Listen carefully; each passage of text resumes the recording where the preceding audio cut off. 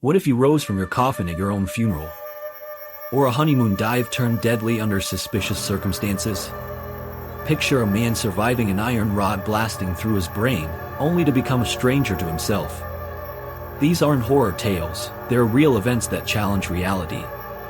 Dive into 3 gripping stories: Filu Mamadov's chilling resurrection, Tina Watson's tragic scuba mystery, and Phineas Gage's miraculous survival. Prepare to question fate and marvel at the resilience of the human spirit. Return from the dead, Filu Mamadov's shocking story.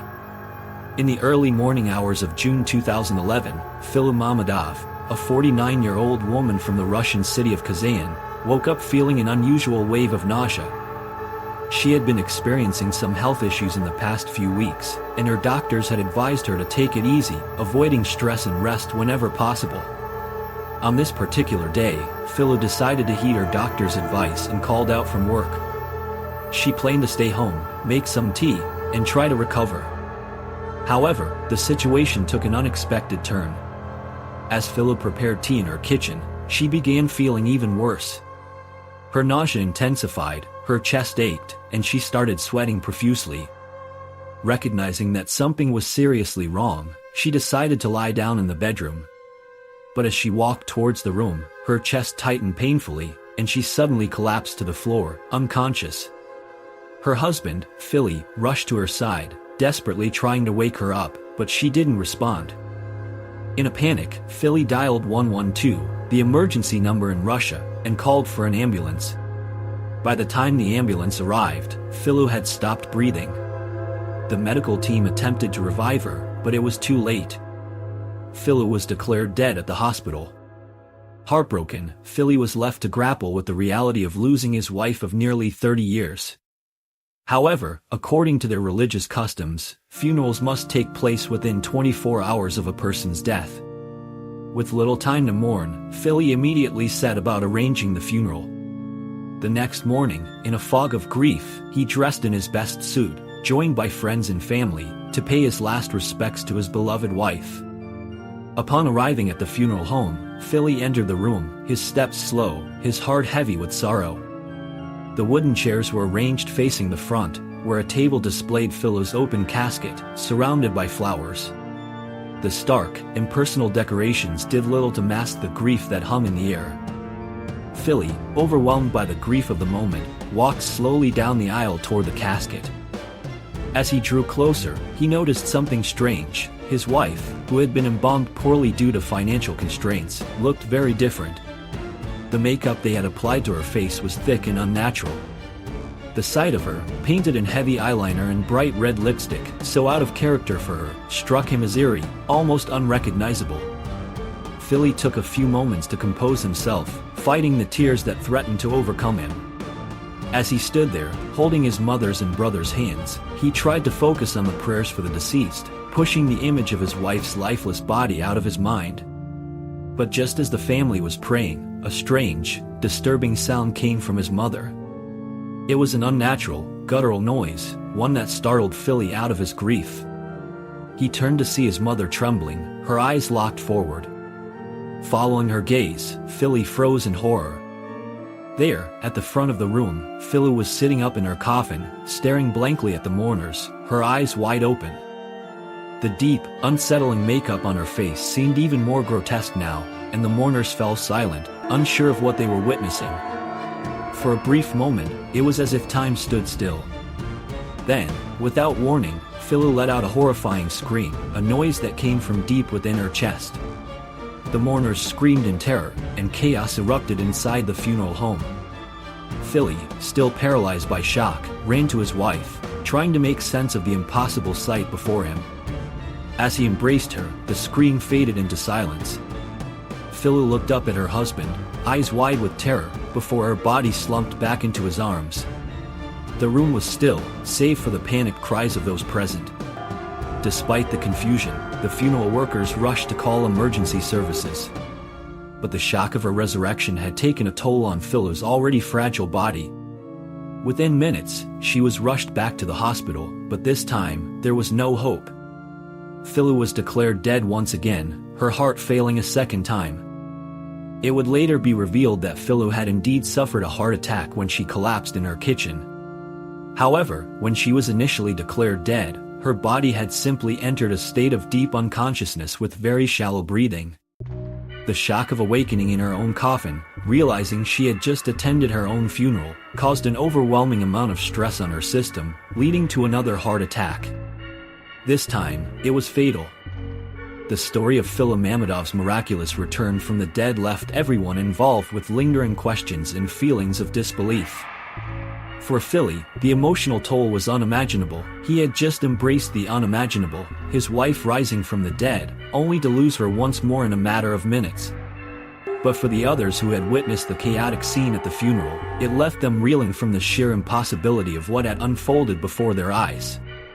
The funeral home, usually a place of quiet reverence, had turned into a scene of horror, confusion, and chaos. For those present, it was as though they had become witnesses to a surreal, almost grotesque drama, one that left them questioning not only the physical limitations of life and death but also the emotional and psychological toll of such an event. How does one cope with the trauma of seeing a loved one seemingly return from the dead, only to lose them once again? For the family members, the shock was profound and layered. The relief that Filu was alive quickly turned into an unbearable anguish when the reality of her final passing set in. Even more unsettling was the psychological impact of the event. Family members struggled to comprehend what had just happened. Many asked themselves if it was even possible for a person to return from the dead in such a way. The images of Filu sitting up in her coffin, her wide eyes filled with terror, became an indelible memory for all who had witnessed it. The emotional weight of the event left a permanent scar on everyone involved.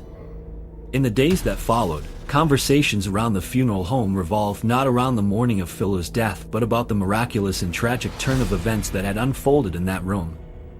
It was almost as if a darker reality had taken hold of them, one that not only blurred the line between life and death but also challenged their understanding of both.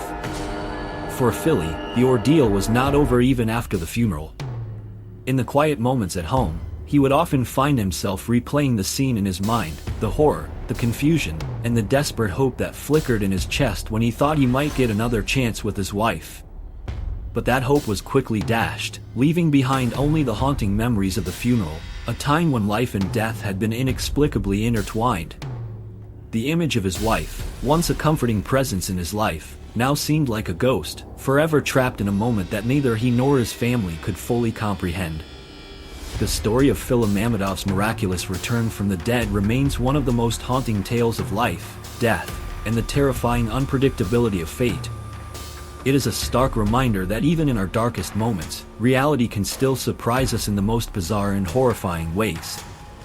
What is a story like this if not a testament to how fragile life is, and how quickly things can take a turn we could never imagine? The tragic dive, Tina Watson's mysterious death. The case of Gabe Watson, often referred to as the Honeymoon killer, centers on the tragic death of his wife, Tina Watson, during their scuba diving honeymoon in Australia in 2003. On October 22, 2003, Tina Watson, a 26-year-old from Alabama, died while scuba diving at the SS Yongala wreck off the coast of Queensland, Australia. She had been married to Gabe Watson for just 11 days. Watson, an experienced diver, claimed that Tina signaled she was in distress during the dive, but he was unable to assist her in time. However, eyewitnesses reported seeing Watson holding Tina in an underwater embrace before surfacing alone, while Tina sank to the ocean floor. A photograph taken by another diver later revealed Tina's lifeless body on the seabed. This tragic event has raised several questions, especially surrounding Gabe Watson's actions during the dive.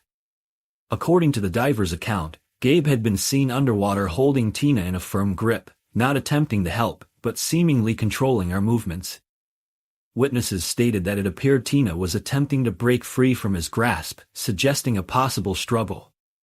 If Gabe truly believed she was in distress, why did he not try to help in a way that aligned with standard rescue practices?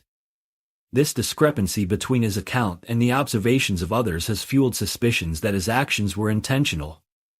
In the immediate aftermath of the incident, the death was initially ruled as an accident due to an air embolism, which is a blockage of blood vessels caused by air bubbles.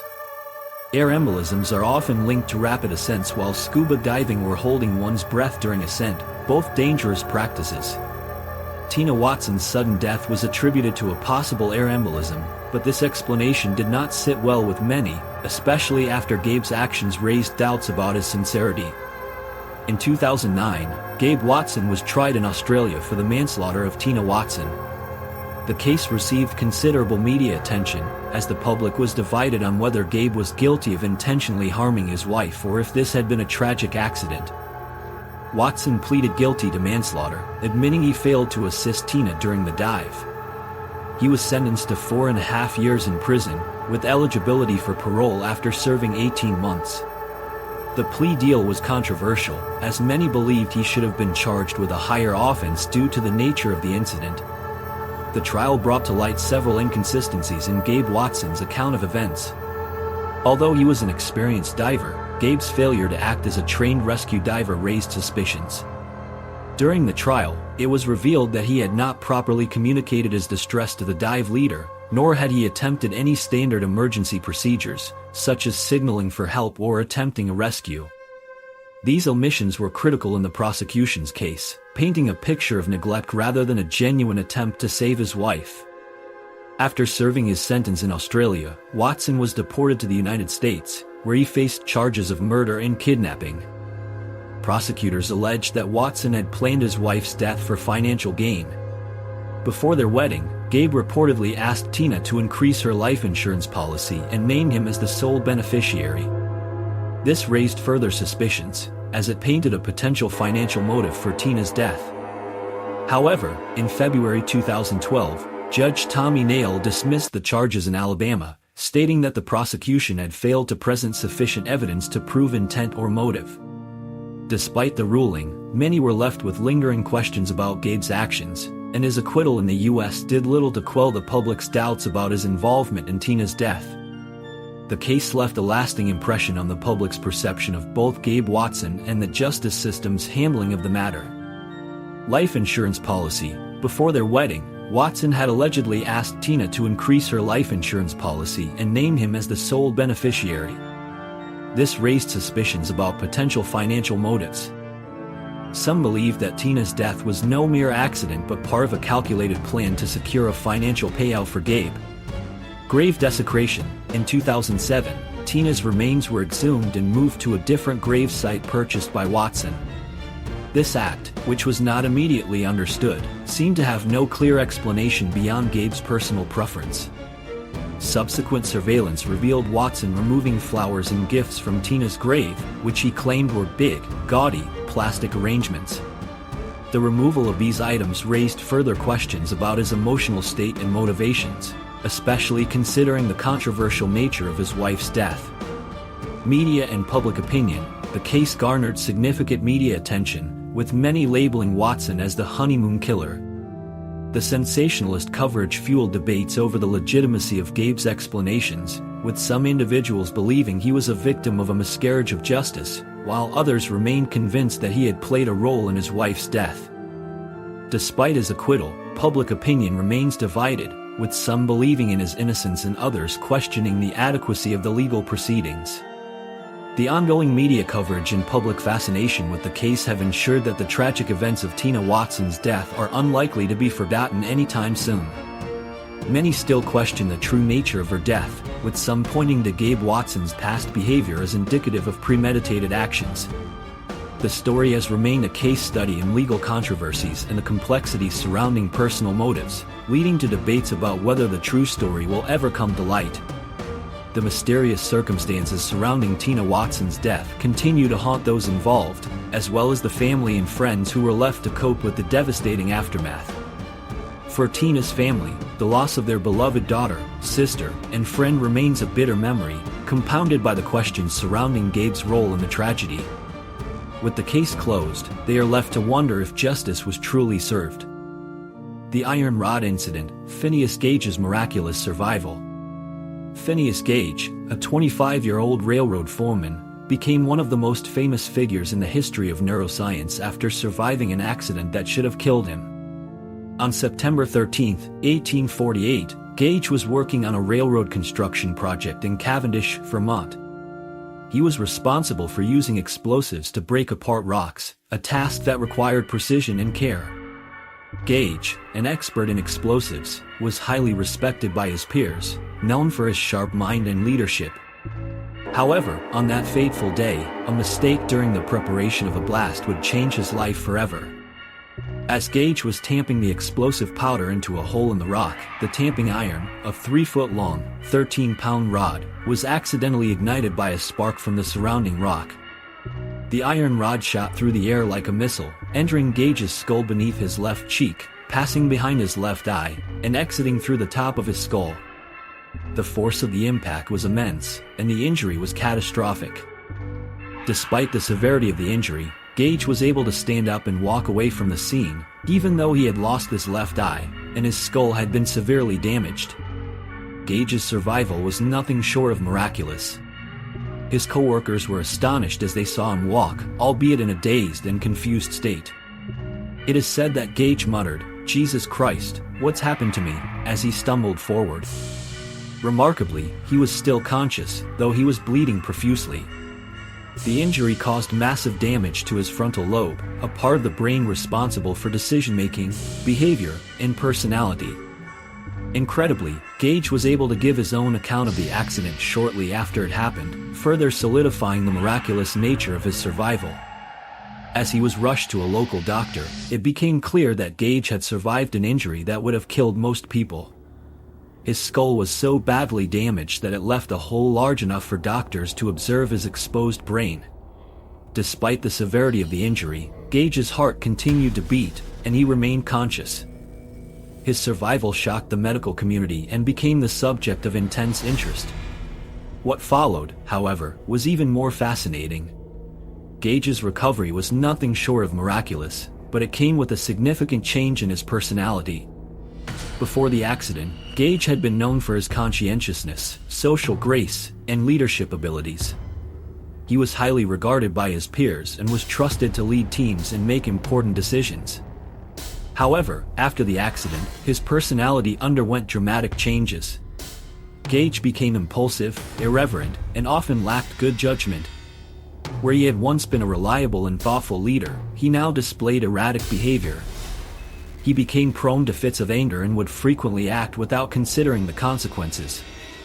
His family, co-workers, and friends were all shocked by this drastic transformation. Gage, who had once been highly social and capable of holding steady relationships, was now isolated and difficult to work with. His behavior was so erratic that he lost his job as a railroad foreman. Gage then traveled to Chile, where he worked briefly as a stagecoach driver, but his difficulties with maintaining stable employment continued. He was no longer the man he had been before the accident. His story became the subject of intense psychological and medical analysis, as researchers sought to understand how an injury to the frontal lobe could have such profound effects on behavior. One of the most significant impacts of Gage's case was its contribution to the field of neuroscience. Gage's injury provided some of the earliest evidence that specific areas of the brain were linked to personality, behavior, and decision-making. Prior to his case, scientists had little understanding of the specific functions of the brain.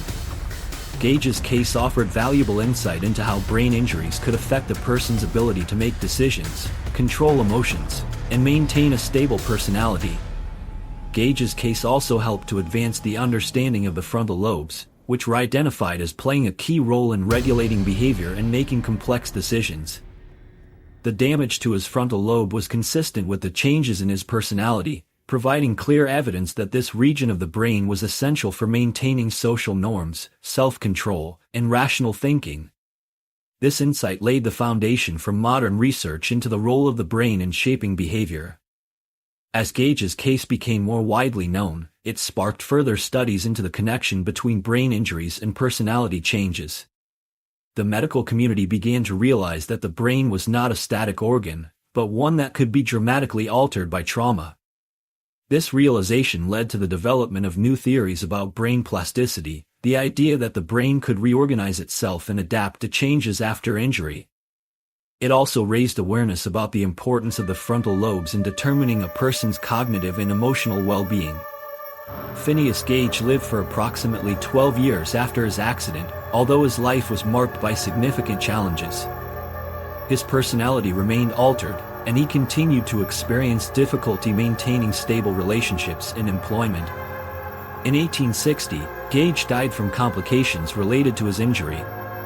Despite the tragic end to his life, Gage's legacy lived on in the field of neuroscience.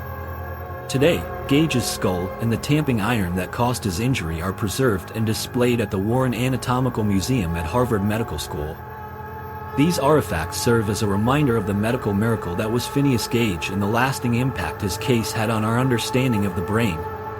His story is often used in neuroscience courses to illustrate the importance of the frontal lobes in shaping personality and behavior. In popular culture, Gage's case continues to captivate the public imagination. His miraculous survival and the dramatic changes to his personality have been the subject of books, documentaries, and even fictionalized accounts. His story stands as a testament to the resilience of the human body and the mind, as well as the mysteries that still surround the workings of the brain. The story of Phineas Gage remains one of the most famous and influential cases in the history of neuroscience. It has not only shaped the way we understand brain function but also provided critical insights into the complex relationship between the brain, behavior, and personality. As we continue to study the brain and its functions, the case of Phineas Gage serves as a powerful reminder of how much we still have to learn about the human mind and the remarkable capacity for recovery and change. The unpredictability of life is a theme that resonates deeply with us all. Sometimes, reality twists and turns in such inexplicable ways that it challenges our understanding of what is possible. The strange events we've explored in this article are a testament to the fact that life is anything but predictable. We encounter moments that defy reason, that make us question our assumptions, and leave us staring at the inexplicable.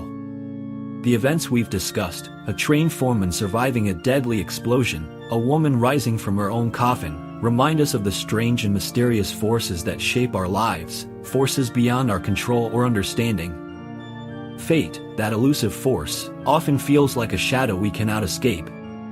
It is as if we are mere players in a grand cosmic drama, sometimes given a chance to survive against all odds, other times thrust into the chaos of the unknown. These bizarre and horrifying occurrences show us that fate is not a clear path but a labyrinth, winding and unpredictable. It's easy to think we have control over our lives, to believe that our actions are the ultimate influence on the course of our days. But in reality, fate often steps in with its own agenda, throwing us off balance with an unexpected turn or a sudden shift.